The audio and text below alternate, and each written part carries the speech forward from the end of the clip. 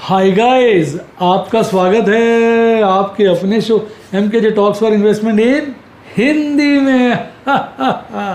कैसे हैं आप भाई? कार्यक्रम की शुरुआत करेंगे आपके favourite segment MKJ stock talks में, और उसमें चर्चा करेंगे वोडाफोन आइडिया की। बोलना पड़ेगा, मार्केट मस्त है पर अपना वोडाफोन आइडिया पस्त है।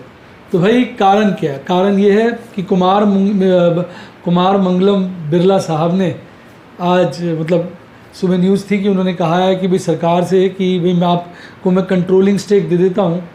आपकी कोई कंपनी हो, सरकारी कंपनी हो, कोई आपको कंपनी फिट लगती हो, वो इसको टेक ओवर कर ले, कंट्रोलिंग इंटरेस्ट ले ले और अपने लोन को आप इक्विटी में कन्वर्ट कर लो, कुछ भी करो पर वोडाफोन आइडिया को बचाओ, क्योंकि इसके ऊपर इतना डेट है, ये चल नहीं पाएगा। आपको टेलीकॉम पॉलिसी में कुछ परिवर्तन लाना पड़ेगा, उसके चलते ही 3 प्लेयर पॉलिसी के चलते ही आप इस कंपनी को चला पाओगे, अदरवाइज़ सूनर लेटर ये बंद हो जाएगी। इसको चलते ही रिटेल निवेशकों के बीच में हाहाकार मच गया और ऑपरेटर के लिए एक बढ़िया सुनहरा मौका था। उसने सुबह ही स्टॉक की बीटिंग करी, कैश सेगमेंट में दबा के माल बेचा गया और फ्यूचर सेगमेंट में ऑब्वियसली उठाया गया होगा वेस्टेड इंटरेस्ट द्वारा, जिसके चलते आज शेयर में बहुत गिरावट देखने को मिली। लोगों ने 8-8, 9-9, 10-10 रुपये की पुट्टे बेच रखी थी, उनकी कपड़े ऐसे फटे मैं बता नहीं सकता, कुछ भी नहीं बचा। जिसके चलते आज सारा दिन एक ही बात मेरे स्टूडेंट पूछ रहे थे मैसेज कर करके कि सर ये कंपनी चल तो जाएगी ना, बंद तो नहीं होगी ना, रुक तो नहीं जाएगी।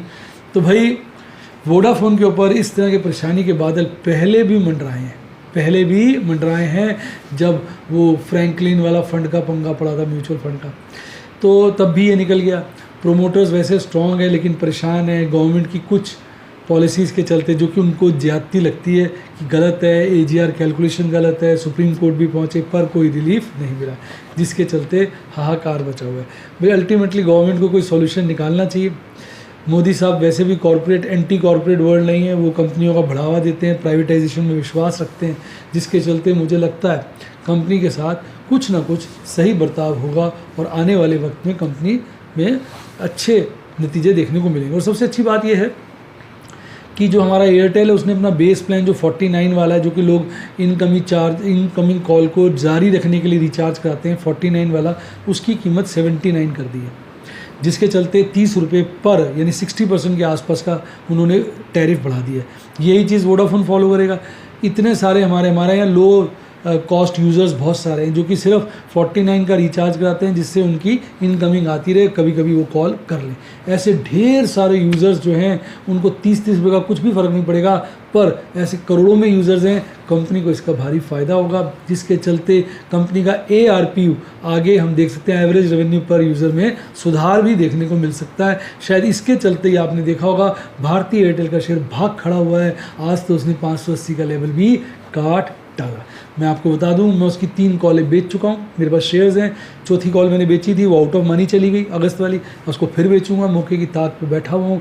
मैं तो अपनी अच्छी प्रॉफिट बुकिंग कर रहा हूँ। ये तो हो गया बात आइडिया वोडाफोन की, अपनी मेरी फीलिंग। मुझे लगता है कि इतना चिंता का विषय नहीं है, चिंता है पर इतना चिंता का विषय नहीं है कि कंपनी डूब जाएगी। मुझे लगता है अभी 1-2 दिन में इसके बाउंस बैक आना चाहिए।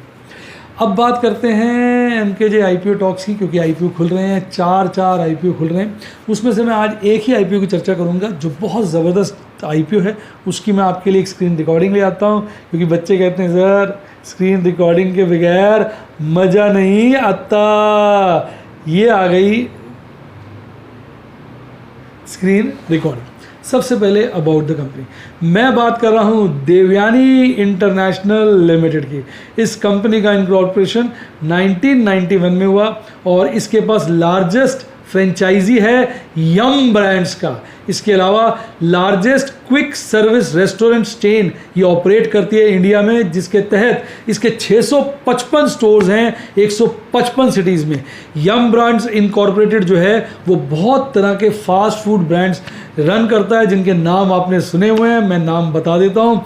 Pizza Hut, KFC and Taco Bell brands. इसके 3 बिजनेस वर्टिकल्स हैं, एक कोर ब्रांड जिसमें KFC, Pizza Hut, Costa Coffee stores ये इंडिया में चलाता है। दूसरा इंटरनेशनल बिजनेस जो ये रन करता है नेपाल और नाइजीरिया में। और तीसरा है ओन ब्रांडेड स्टोर्स जो ये चालू कर रहा है, जैसे वैंगो आता है इसके अंदर, वैंगो, फूड स्ट्रीट, मसाला ट्विस्ट, लाई बार है, ये मुझे पता है, ली बार, अमरेली एंड चुरुक्स जूस बार। तो भाई कंपनी का जो मॉडल है ज़बरदस्त है और इसके इस वक्त 264 KFC के स्टोर्स हैं, 297 पिज़्ज़ा हट के स्टोर्स हैं और 44 कोस्टा कॉफ़ी के स्टोर्स हैं इंडिया के अंदर। तो एक बड़ी ज़बरदस्त चेन रन करता है। कॉम्पिटिटिव स्ट्रेंथ की बात करें कि ये इसका जो पोर्टफोलियो है, प्रोडक्ट फोलियो, उसके अंदर well recognised QSR quick service restaurant brand हैं जिनके नाम मैंने अभी लिए। ये largest franchisee of Yum brands in India है। क्रॉस ब्रांड सिनर्जीज जो है इसको एक बढ़िया ऑपरेटिंग लीवरेज का बेनिफिट प्रोवाइड करती है। इसकी जो फाइनेंशियल अप्रोच है वो डिसिप्लिन्ड है और इसका स्ट्रॉन्ग फोकस है कैश फ्लो मैनेजमेंट के लिए और इसके ढेरों रेस्टोरेंट्स हैं जो इस वक्त रन हो रहे हैं। अब वैल्यूएशन की बात करते हैं तो उसके लिए सबसे पहले इसके हम फाइनेंशियल्स देखेंगे। फाइनेंशियल्स में आप देखेंगे टोटल एसेट्स की बात करें तो वो 2020 में बढ़े 19 के मुकाबले, पर 2021 में घट गए। कोविड के चलते शायद इन्होंने थोड़ा एक्सपेंशन ढीला कर दिया। टोटल रेवेन्यू की बात करें तो 2020 में अच्छी खासी बढ़त देखने को मिली 2019 के ऊपर, पर 2021 में खासी गिर गई। कहना चाहिए culprit is the Covid. Profit after tax की बात करें तो लॉस ही इंकर कर रही है। अभी लॉस मेकिंग कंपनी, इस तरह के धंधों में शुरू में लॉस होता है। तो 2020 में 2019 के मुकाबले लॉस बढ़ा था, पर 2021 में लॉस काफ़ी घटा है। मुझे लगता है इन्होंने अपने ऑपरेटिंग एक्सपेंडिचर्स पे कंट्रोल किया है जिसके चलते लॉस में घटत देखने को मिली। अब बात कर लेते हैं इसके वैल्यूएशन की। हम सीधा टू द पॉइंट आएंगे। इस तरह की कंपनियां जो लॉस इंकर करती हैं उनका वैल्यूएशन PE बेसिस पर नहीं होता, उनका EV टू सेल्स बेसिस पर होता है। अगर EV टू सेल्स की बात करूं मैं इसकी, तो इसकी आपने देखा सेल्स काफ़ी गिरी है। गिरने के बाद, क्योंकि ये एक अब नॉर्मल पीरियड था, आने वाला पीरियड नॉर्मल होगा, अल्टीमेटली ये साल नहीं तो अगला साल नॉर्मल हो जाएगा और हम नॉर्मल सी की तरफ ही बढ़ेंगे। तो सेल्स बढ़ेगी तो EV टू सेल्स वैल्यू भी बढ़ेगी। EV टू सेल्स इस वक्त अगर देखी जाए हायर प्राइस बैंड जो इसका 90 रुपये पे है उस पर निकल के आता 10.06 टाइम्स। अब आप करोगे इसके पीयर कंपिटिटर्स कौन कौन से हैं। हम बात करते हैं जुबिलिएंट फूड वर्क्स की जो इस वक्त 15.26 पर ट्रेड हो रहा है, यानी मोटा मोटा 50% एप्रिसिएशन का इसमें गुंजाइश अवेलेबल है। बर्गर किंग सेम 15.04 पे हो रहा है और इशू हमें 10 टाइम्स के आसपास मिल रहा है। एक वेस्ट लाइफ डेवलपमेंट है जो 10 टाइम्स नीचे पे ट्रेड हो रहा है, लेकिन इसका मेरे को लगता है सही कंपैरिजन, क्योंकि इसमें फॉरेन फ्रेंचाइजीज हैं तो जिसके चलते मुझे लगता है जुबिलेंट फूड वर्क्स और बर्गर किंग है, तो मुझे लगता है इसमें 50% एप्रिसिएशन हमें नज़र आ रहा है। तो जिसके चलते मुझे इशू अच्छा लग रहा है, मैं इसमें एप्लीकेशन लगा ही दूंगा। रिटेल एप्लीकेशन तो इमीडिएटली, HNI एप्लीकेशन मैं सब्सक्रिप्शन बेसिस पर लगाता हूँ, उसको देखकर तय करूँगा किस तरह से लोगों का रिस्पॉन्स है। बाकी मैं इसमें इसको 5 में से 4 स्टार्स देना पसंद करूँगा। आइए अदर डिटेल्स देख लेते हैं। टोटल इशू का साइज़ 1838 करोड़ का है, जिसमें फ्रेश इशू जो है 440 करोड़ का है और लगभग 1400 करोड़ का इशू जो है वो ऑफर फॉर सेल है। प्राइस बैंड 86 to 90 है, मान के चलिए 90 पे अलॉटमेंट होगा। इशू खुल रहा है 4 तारीख को, बंद होगा 6 तारीख को, 11 तारीख को अलॉटमेंट आ जाएगी, 12 तारीख को रिफंड आ जाएंगे, 13 तारीख को शेयर्स आ जाएंगे और धंधा 16 तारीख को चालू हो जाएगा। तो ये थी आपके एक अच्छे IPO की चर्चा। बाकी IPO की चर्चा भी मैं लाता रहूँगा। अगर आपको पसंद है जो और 3 IPO खुलें उसमें से किस IPO के बारे में आप जानना चाहेंगे तो उसके कमेंट में नाम लिखिए, मैं उसकी चर्चा पहले करूँगा। आइए अब बात करते हैं शेयर बाज़ार की कहानी, और शेयर बाज़ार में हलचल नहीं कहेंगे, शेयर बाज़ार में तूफान सुनामी, आज उसकी चर्चा होगी। आज आप सभी को बहुत बहुत मुबारक हो, हमारे निफ्टी 50 ने एक ज़बरदस्त तेज़ी दिखाई और लाइफ टाइम बड़ा हाई बनाया। हालांकि मैं देख रहा था कि इन्वेस्टर्स में उतनी खुशी, उतना जोश नहीं था। उसका कारण मैं एक बताता हूँ। एक, ज़्यादातर रिटेल निवेशकों का पैसा लगा हुआ है वोडाफोन में। वोडाफोन आज बहुत ज़्यादा गिरा हुआ था जिसके चलते रिटेल निवेशक बड़े परेशान थे। दूसरा कारण मैं देख रहा था, मार्केट तो मस्त थी लेकिन शेयर वाइज बहुत ज़्यादा राइज नहीं था। अगर आप अपना बड़ा पोर्टफोलियो देखेंगे, कंप्लीट पोर्टफोलियो, तो उसमें उतना परसेंटेज एप्रिसिएशन नहीं था जितना 1.5% का निफ्टी 50 राइज दिखा रहा था। मतलब साफ है कहीं ना कहीं इंडेक्स को मैनिपुलेट किया गया। अब बात करते हैं किस तरह से बाजार ने आज काम किया। कल बंद हुआ था 15,885 पे, आज अच्छी 70 पॉइंट के पास की गैप अप ओपनिंग करता है, 15,951 पे खुलता है, खुलते ही आज का बॉटम बनाता है 15,914 का। नेवर लुकिंग बैक, भागता जाता है और आखिरी क्षणों में तो पागल हो जाता है। आप देख सकते हैं राइज बड़ा स्टीप है, गोली की तरह भागता है। 14,146 147 का पीक बनाकर हल्का सा गिरकर 16,130 पर बंद होता है। यानी आज उसने लाइफ टाइम हाई भी बनाया और लाइफ टाइम हाईएस्ट क्लोजिंग आज दी। आज उसको 2 पुरस्कार मिलते हैं। इसके बाद निफ्टी 50 हल्ला गुल्ला करता हुआ, भंगड़ा गिद्दा मिक्स कहते हैं, सारे डांस करता हुआ, नाचता गाता टाटा बाय बाय कर जाता है। अब देखते हैं आज की कैंडल। आज की कैंडल भाई साहब कैंडल नहीं है, आज की कैंडल है कैंडला,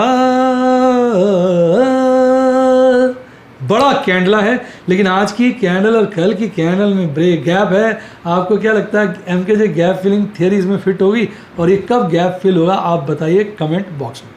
तो टेक्निकल चार्ट्स की बात मानी जाए तो बाजार फुल टॉस तेज है, लेकिन अगर एमकेजे जिगजैग थियरी की बात मानी जाए तो इसने जिगजैग का अपर लेवल काट दिया है। अब कल नहीं तो परसों नीचे की यात्रा चालू हो जानी चाहिए, ऐसा एमकेजे जिगजैग थियरी के हिसाब से बनता है। आपको क्या लगता है ये थियरी इस बार लगेगी? नीचे कमेंट में बताइए। आइए बात कर लेते हैं एमएससीडी आरएसआई पे। तो एमएससीडी पे साहब बन गया जी, बन गया, बुलिश क्रॉसओवर बन गया और आरएसआई में बड़ी स्टीप तेजी देखने को मिली, झटके से 65 के पार। अब की बार 65 के पार, हो सकता है कल ही 70 के पार हो जाए और फिर नीचे की यात्रा शुरू कर दे। अब कल अगर गैप अप ओपनिंग करेगा ज़्यादा चांस यही है कि गिरकर बंद होगा। गैप डाउन ओपनिंग करेगा तो फिर एक नया मुकाम कल हमें देखने को मिल सकता है। बाकी 19-20 का फर्क तो आपको पता है ऑपरेटर डाल ही देता है। आइए अब देखते हैं टॉप परफॉर्मर्स की। तो टाइटन कंपनी को तो मैं बोलूँगा पागल हुआ फिर रहा था, इतना ज़्यादा भाग चुका है और आज भी भाग रहा था। सबसे ज़्यादा तेज़ी थी, लगभग 4% की तेज़ी के साथ बंद हुआ, followed by HDFC bank, IndusInd bank, Nestle और SBI। गिरने वाले शेयरों में सब सिर्फ 6 ही शेयर थे जो लालियाली में थे, बाकी सब हरियाली में। सबसे ज़्यादा गिरावट JSW स्टील में भी थी और वो भी खास नहीं थी, लगभग 1% से कम की गिरावट के साथ बंद हुआ। आइए ओपन इंटरेस्ट की बात करते हैं तो साहब 16,000 के लेवल पर ओपन इंटरेस्ट जो है थोड़ा सा बढ़ा है, 15,800 पे घटा है, 16,500 पे खासा बढ़ा है। यानी अब स्ट्रॉन्ग रेसिस्टेंस 16,500 बन रहा है, यानी 16,500 के नीचे के लेवल काटे जा सकते हैं, ऐसा विश्वास आपका ऑप्शन चेन का चार्ट एनालिसिस का चार्ट दिखा रहा है। एक और बड़ी बात, 16,000 के लेवल पे पुट का ओपन इंटरेस्ट ज़बरदस्त बढ़ गया, 25,000 का हो गया। यानी कहीं ना कहीं इस वक्त बेयर्स को ट्रैप कर दिया गया है, जिसके चलते बाजार 16,000 के नीचे गिरता हुआ नज़र नहीं आ रहा इस वीकली एक्सपायरी पे। ऐसा मैं नहीं, ऑप्शन चेन एनालिसिस कह रहा है। हालांकि टोटल पेन मैक्सिमम अभी भी 15,000 पे है और सेकंड हाईएस्ट 15,800 पे है, तो ये थोड़ी सी आशा बंधाता है।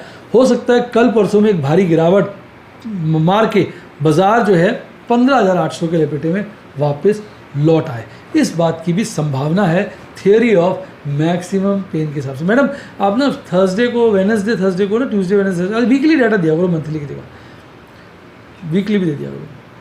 मैडम से मैंने कह दिया आज एक जो खास परिवर्तन है वो F5 ने धोखा दिया, आज एक ज़बरदस्त खरीदारी करी क्योंकि लगातार बेच रहे थे।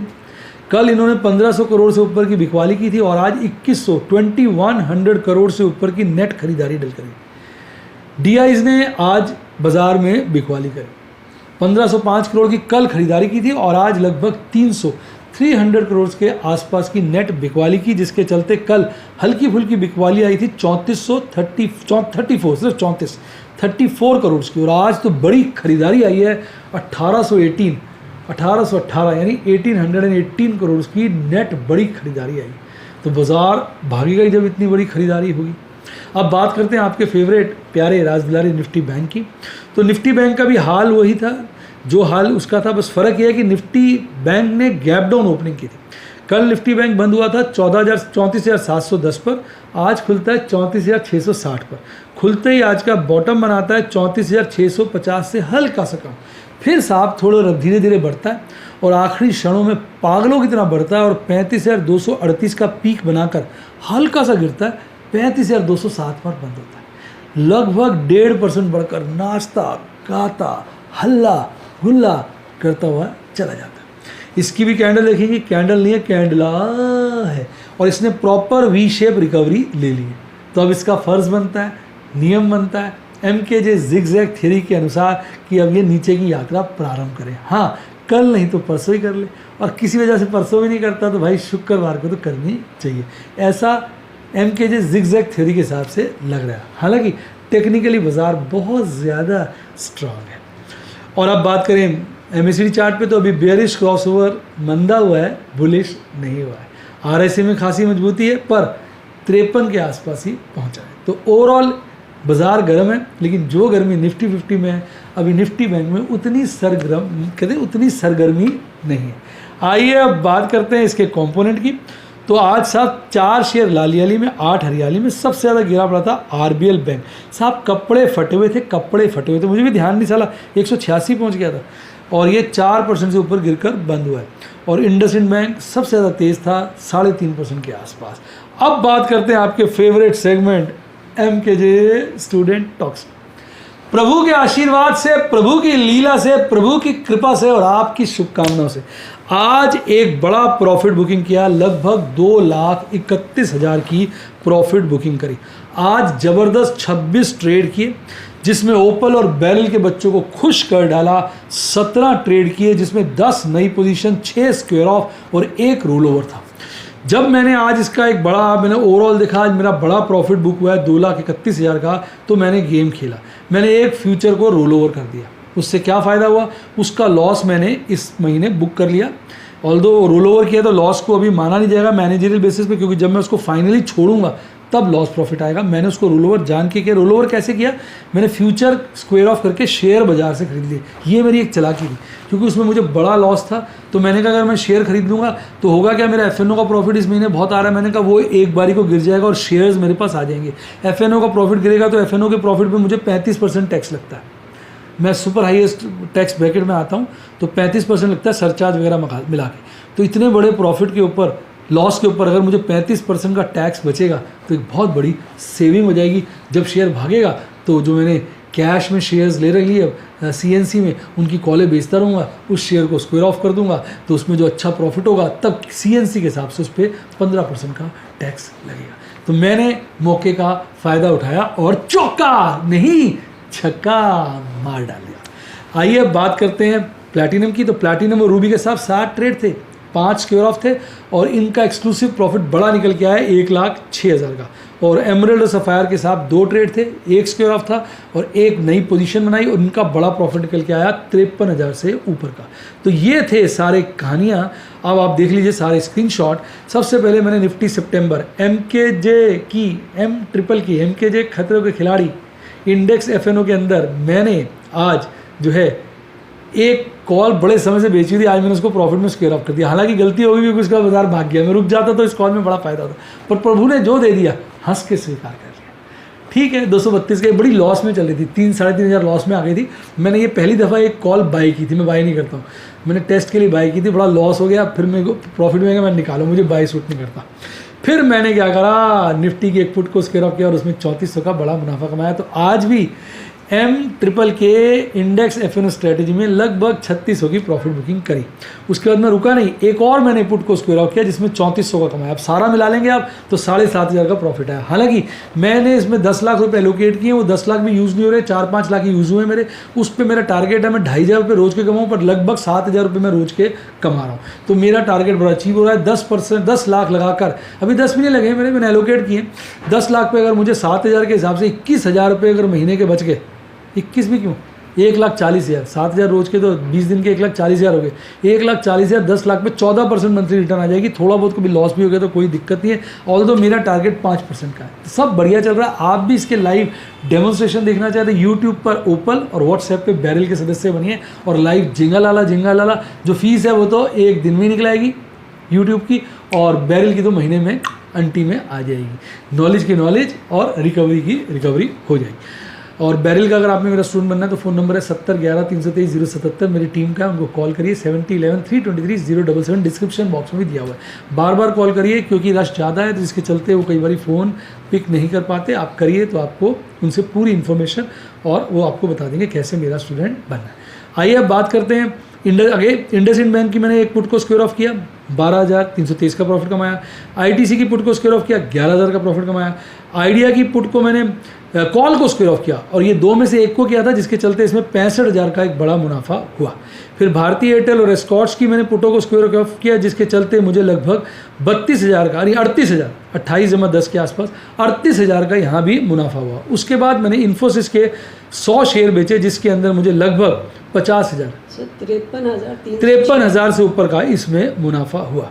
और LIC हाउसिंग की मैंने कहा ना मैंने एक रोल ओवर कर दी थी, उसकी कॉल को मैंने स्क्वायर ऑफ किया, कॉल में 24,000 का मोटा मुनाफा हुआ, क्योंकि ऑल दो उसकी वैल्यू 95 पैसे आ गई थी। मैंने कहा इसको स्क्वायर ऑफ करो, भागेगा तो फिर से कॉल बेच देंगे। उसके बाद मैं रुका नहीं, मैंने LNT ONGC की 2 पुटों को स्क्वायर ऑफ किया, इसमें भी मिलाकर लगभग 20,000 का मुनाफा कमाया। तो ये थे मेरे आज के बड़े प्रॉफिट्स। तो आप लोगों की शुभकामनाओं से, प्रभु की आशीर्वाद, प्रभु की कृपा से ये सब संभव हो रहा है। आप अपनी शुभकामनाएं मेरे पे बरसाते रहें, जिसके चलते मैं जो है आपके लिए ऐसे लाइव डेमोन्स्ट्रेशन लाता रहूँगा। आप फटाफट सब्सक्राइब के साथ ज्वाइन का बटन ठोकिए और सारे यूट्यूब के स्टूडेंट प्लान आ जाएंगे। और व्हाट्सएप के लिए 7011323077 डायल कीजिए, फटाफट कॉल कीजिए। और नीचे आगे किताबों के लिंक, अच्छी पढ़नी हो तो उनको यूज़ करिए, अदरवाइज़ मैं तो आपको सारा कुछ सिखा देता हूँ। और बढ़िया डिमांड अकाउंट होनी चाहिए, जिसका लिंक मैंने डिस्क्रिप्शन बॉक्स में दिया है, उसी से खोलिए। प्रभु ने चाहा लाइव जिंगा लाला। और ये आ गया आपका फेवरेट टेलीग्राम चैनल, जिसको इसने ज्वाइन किया उसकी लाइफ डबल जिंगा लाला। इसी के साथ साथ bye, God bless you, happy investing. और मैं आपसे कह रहा हूँ, आप स्टॉक मार्केट के बेताज बादशाह बने।